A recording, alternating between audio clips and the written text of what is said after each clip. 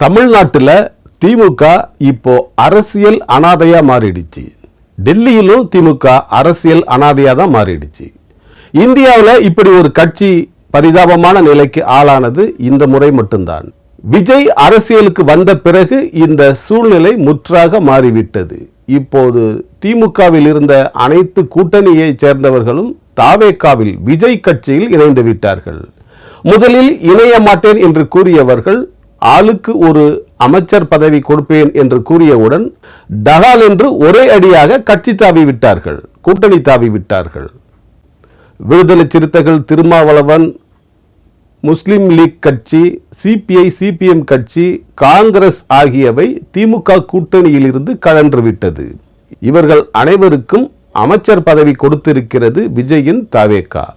வைகோபாலசாமி நாயுடு உருவாக்கிய மதிமுகவும் நடிகர் விஜயகாந்தால் உருவாக்கப்பட்ட தேமுதிக இப்போது பிரேமலதா நாயுடுவின் தேமுதிகவாக மாறிவிட்டது. அந்த கட்சியும் இப்போது புலம்பிக் கொண்டிருக்கிறார்கள்.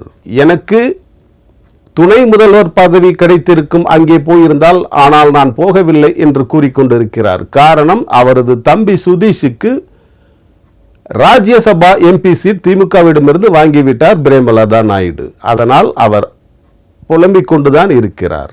ஆனால் வைகோபாலசாமி நாயுடுவோ, நாங்கள் எங்கள் சின்னத்தில் போட்டியிட்டிருந்தால் எங்களுக்கும் அமைச்சர் பதவி கிடைத்திருக்கும், நாங்கள் தவறு செய்து விட்டோம் என்று புலம்புகிறார்கள் வைகோபாலசாமி நாயுடுவும் அவரது மகனும். இப்படி போய்கொண்டிருக்கிறது தமிழ்நாட்டின் கூட்டணி நிலைமை. இவர்களிடமிருந்த கூட்டணி இப்போது தமிழக வெற்றி கழகத்தின் விஜயின் கூட்டணியாக மாறிவிட்டது. தேர்தலுக்கு முன்பு யாருமே கூட்டணி சேரவில்லை என்று கூறிக்கொண்டிருந்தார்கள் திமுகவை சேர்ந்தவர்கள். ஆனால் தேர்தலுக்கு பிறகு அப்படியே அந்த கூட்டணி அணி மாறிவிட்டது.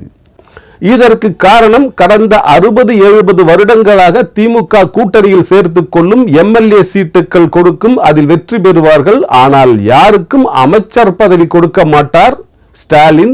முன்பு இருந்த கருணாநிதியும் இப்படித்தான் செய்து கொண்டிருந்தார். ஆனால் இப்போது அப்படியே தலைகீழாக மாறிவிட்டது. கூட்டணிக்கு வந்தால் அமைச்சர் பதவி நிச்சயம் என்று கூறி அவர்களுக்கு அமைச்சர் பதவியை கொடுத்திருக்கிறார் விஜய். இதுதான் இப்போது தமிழக அரசியல் களத்தை முற்றாக மாற்றி இருக்கிறது.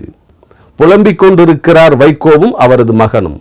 இந்த சூழ்நிலை இப்படி இருக்க டெல்லியிலோ கதை வேறு விதமாக போய்கொண்டிருக்கிறது. டெல்லியில் காங்கிரசுடனும் கூட்டணி இல்லை திமுக, பிஜேபியுடனும் கூட்டணி இல்லை. அதாவது மோடியோடும் கூட்டணி இல்லை, சோனியா மற்றும் ராகுலோடும் கூட்டணி இல்லை. அதாவது காங்கிரசோடும் கூட்டணி இல்லை, பிஜேபியோடும் கூட்டணி இல்லை. இப்படிப்பட்ட ஒரு நிலைமையில் தான் தத்தளித்துக் கொண்டிருக்கிறது திமுக.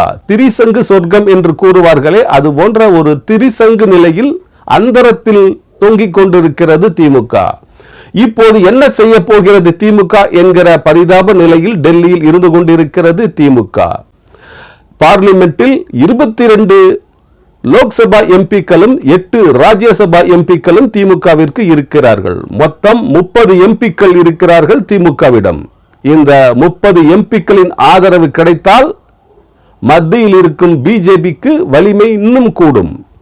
அப்படியானால் பிஜேபியோடு கூட்டணி சேர்ந்து விடலாம் என்று முடிவுக்கு வந்து இருக்கிறது திமுக. தமிழ்நாட்டில் இவர்கள் பிஜேபி உள்ளே வந்துவிடும், பிஜேபி உள்ளே வந்துவிடும் என்று கூறிக்கொண்டிருந்தார்கள்.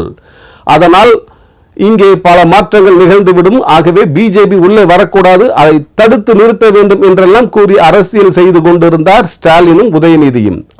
ஆனால் இப்போது டெல்லியில் பாரதிய ஜனதா கட்சியோடு அண்டர் கிரவுண்ட் வேலையில், கூட்டணி வேலையில் இறங்கி இருக்கிறது திமுக. இதை முன்னின்று செய்பவர் கனிமொழி எம்பி.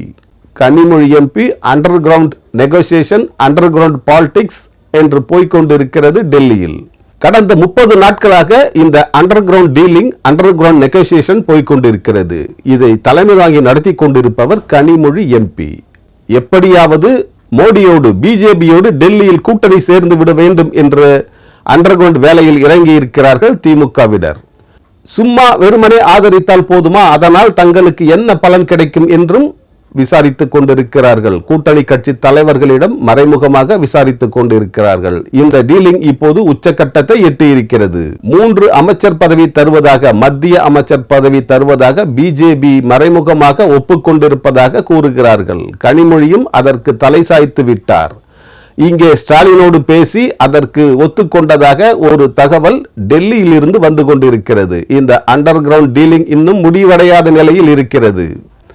ஒரு நபருக்கு, அதாவது ஒரு எம்பிக்கு மத்திய கேபினட் மினிஸ்ட்ரி அமைச்சர் பதவியும் 2 பேருக்கு மத்திய துணை அமைச்சர் பதவியும் தருவதாக ஒப்புக்கொண்டிருக்கிறது பிஜேபி. இது நிறைவேறினால் திமுக பிஜேபியை ஆதரிக்கும். பார்லிமெண்டில் திமுக பிஜேபியை ஆதரித்து வாக்கு செலுத்தும். பாரதிய ஜனதா கொண்டு வரும் பல திட்டங்களை ஆதரிக்கும். அதனால் தமிழ்நாட்டிற்கு என்ன பலன் கிடைக்கிறதோ இல்லையோ, திமுகவிற்கும் ஸ்டாலின் குடும்பத்திற்கும் மிகச்சிறந்த பலன் கிடைக்கும் என்று கூறுகிறார்கள் திமுகவை சேர்ந்தவர்கள். ஸ்டாலினின் இந்த முடிவு காங்கிரஸ் கட்சியில் பல்வேறு பதட்டங்களை ஏற்படுத்தி இருக்கிறது. இதனால் காங்கிரஸ் கட்சி வெகுண்டு போயிருக்கிறது. திமுக மாநிலத்தில் கூட்டணி இல்லை என்றாலும் மத்தியில் எங்களோடுதான், காங்கிரஸோடுதான் வர வேண்டும், அதுதான் ஜனநாயக பூர்வமானது. ஆனால் அவர்கள் பாரதிய ஜனதா கட்சியோடு அண்டர் கிரவுண்ட் டீலிங் பேசுவது சரியல்ல என்று காங்கிரஸ் மறைமுகமாக கூறிக்கொண்டிருக்கிறது. எந்த டீலிங் எப்படி முடிந்தால் என்ன, திமுகவிற்கு பலன் கிடைத்தால் அதுதான் முக்கியமான அரசியல். அதுதான் திமுகவின், எப்போதுமே திமுகவின் கொள்கை இப்படியாகத்தான் இருந்து கொண்டிருக்கிறது. காங்கிரஸோடும் கூட்டணி போட்டிருக்கிறது திமுக, பாரதிய ஜனதா கட்சியோடும் கூட்டணி போட்டிருக்கிறது திமுக. பாரதிய ஜனதா கட்சியோடு கூட்டணி போட்டு தனது குடும்பத்தில் உள்ள அனைவருக்கும் கேபினட் மினிஸ்ட்ரி அமைச்சர் பதவி வாங்கி கொடுத்தார் கருணாநிதி. அதுபோன்று இப்போதும் முக்கிய பதவிகளை வாங்கிவிடலாம், 3 கேபினட் மினிஸ்ட்ரி பதவியை வாங்கிவிடலாம் என்று பேரம் பேசியது கனிமொழி தலைமையிலான திமுக. ஆனால் அதற்கு பிஜேபி ஒத்துக்கொள்ளவில்லை. ஒரே ஒரு கேபினட் மினிஸ்ட்ரி பதவியும் 2 துணை அமைச்சர் பதவியும் தருவதாக டெல்லி பிஜேபி ஒப்புக்கொண்டிருக்கிறது. இதன் பிறகு பிஜேபிக்கு திமுக ஆதரவு தரும். பார்லிமெண்டில் திமுகவின் ஆதரவு பிஜேபிக்கு தான் கிடைக்கும் என்று தெரிகிறது. இந்த கூட்டணி முடிவானால் பிஜேபியின் கரம் வலுவடையும். ஆனால் அதே சமயம் தமிழகத்தில் திமுகவிற்கு பல விமர்சனங்கள் வந்து சேரும். பிஜேபி உள்ளே வந்துவிடும், பிஜேபி உள்ளே வந்துவிடும் என்று கூறிக்கொண்டு டெல்லியில் பிஜேபியை ஆதரிக்கிறீர்களா என்று கேட்பார் விஜய்.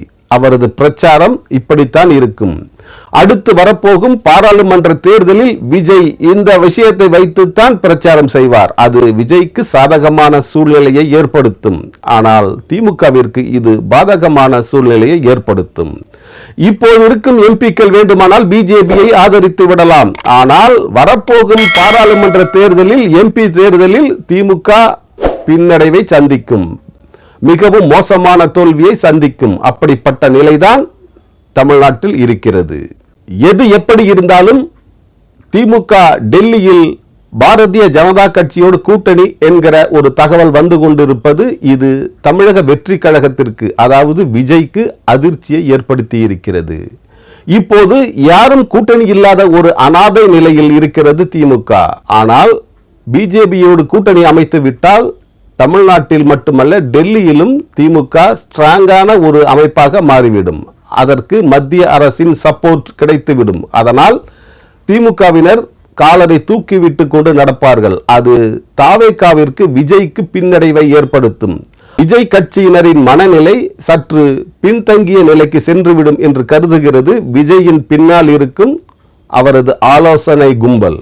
எது எப்படியானால் என்ன, இப்போதைக்கு திமுக அடைந்திருக்கும் தோல்விக்கு இந்த டெல்லி பிஜேபி கூட்டணி ஒரு நல்ல மருந்தாக அமைந்துவிடும்.